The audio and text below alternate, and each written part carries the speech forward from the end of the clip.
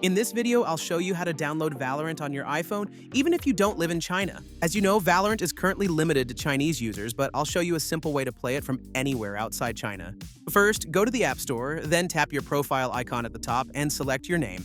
Next, tap on Country or Region. Search for China and choose China Mainland as your country. After that, tap on Agree, then Continue, and tap Agree again. When it asks for the payment method, just select None. Now add any random billing address, it doesn't really matter, and tap Done at the top. You now have the Chinese App Store, meaning your region is set to China. Next, search for WeChat and install it. Then, search for Valorant and install that as well.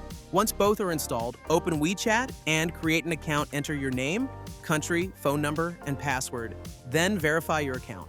After that, open up Valorant, download the additional files, and sign in using your WeChat account. You'll then be able to play Valorant on your iPhone.